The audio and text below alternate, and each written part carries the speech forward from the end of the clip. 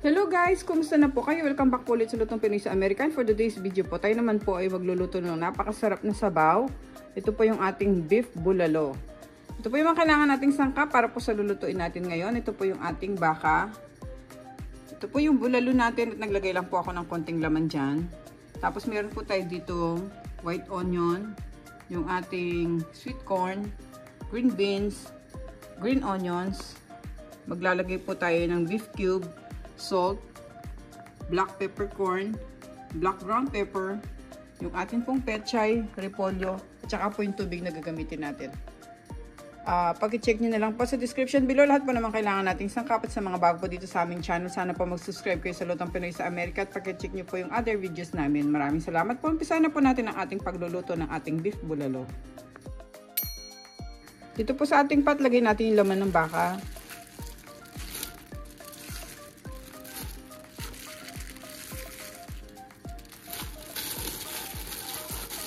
Tapos maglagay muna tayo ng tubig dito guys na galing sa gripo. Kasi pakukuluan muna natin to ng unang kulo tapos tatanggalin natin yung mga scum niya. Para po hindi maduming tingnan yung ating sabaw.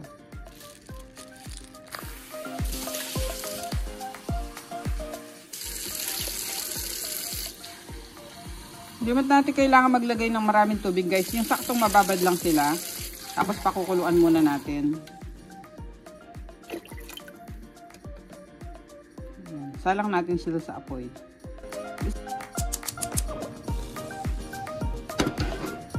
Tapos lagay natin yung takip. Hintayin natin kumulo ito guys. Ngayon guys, kumukulo na siya. Buksan natin. Ayan yung mga dumi niya o lumulutang na. Babandawan pa natin tong ating beef ng isa pang beses. Patayin muna natin yung stove.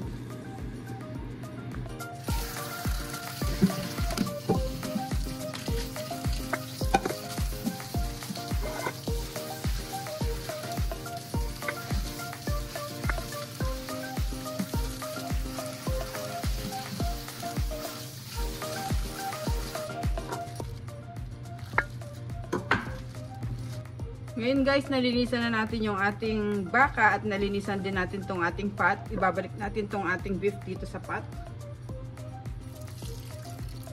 Pwede na natin siyang timplahan. Lagay natin yung asin. Lagyan muna natin ng black ground pepper. Tapos buhusan na natin siya ng purified water o yung malinis na tubig. Kaya natin ginagawa yun guys.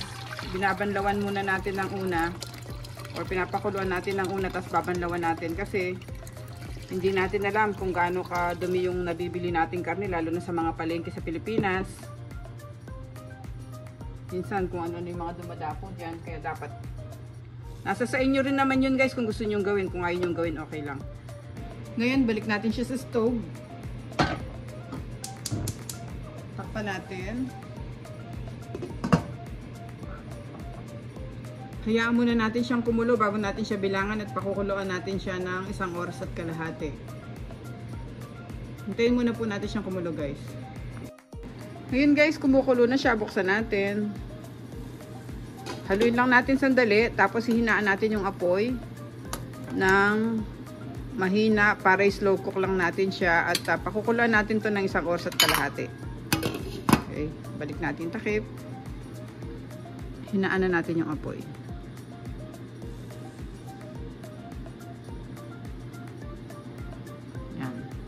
Balikan ko po kayo after 1.5 hour. Magsiset lang po ako ng timer para hindi ko po siya makalimutan. Okay guys, tapos na yung 1.5 hour natin. Off natin yung timer. Buksan natin siya. Lakasan na natin yung apoy. Tapos nagdagan natin ng tubig kasi tingnan nyo, oh, nabawasan na siya. Tapos kanina guys, di ko na lang naipakita sa kalagitnaan ng aking pagluluto. Binuksan ko siya kasi tinanggal ko yung mga mantika na lumulutang. Ito.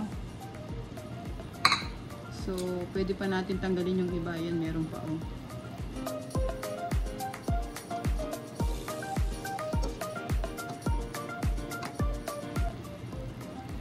Yan, malambot na yung ating beef. Tingnan nyo oh. Susukin natin ng tinidor. Sobrang lambot na siya. Yan. yung bulalo natin. Ngayon, dagdagan natin ng tubig. Tapos lakasan natin yung apoy. Susunod na natin yung ating sibuyas. Yung mga mais.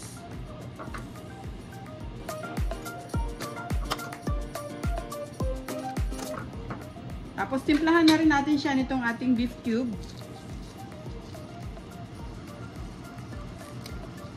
Ayan, lagay na natin yung beef cube. Tsaka yung peppercorn.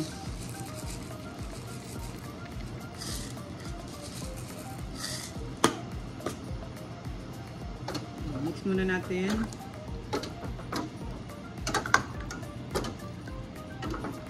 Pakuluan pa natin to ng mga 5 to 7 minutes para lumambot yung ating mais at saka yung beef cube natin matunaw sa ating sabaw.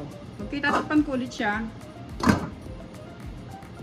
Ngayon guys, okay na yung sweet corn natin. Open natin siya. Lalagay ko naman yung ating green beans. Hayaan lang natin siya lumambot ng konti. Tatakpan ulit natin.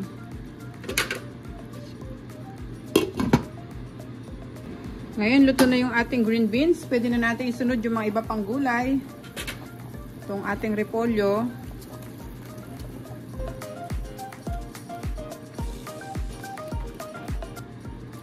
Tsaka yung pechay. Lagay na rin natin itong ating green onions.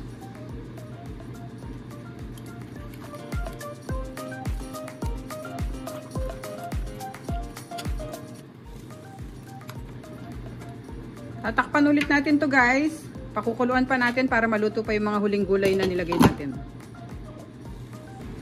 Okay guys, check na natin yung ating niluluto. Yan. Ayun naman natin na sobrang lambot sa ating gulay. Kaya half cook, pwede na yan. Pwede na natin i-off yung ating stove. At magsasandok na tayo sa ating serving plate. Okay.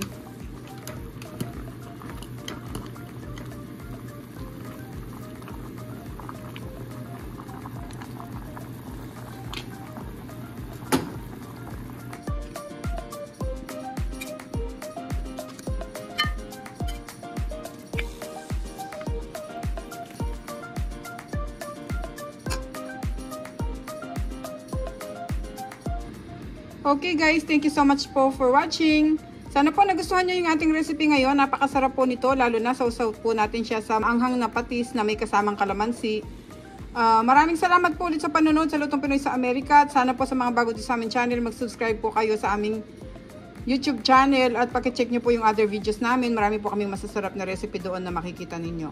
Thank you so much guys. Higop na po tayo ng mainit na sabaw. Maraming salamat po ulit sa inyo. And God bless po. Ingat po tayong lahat.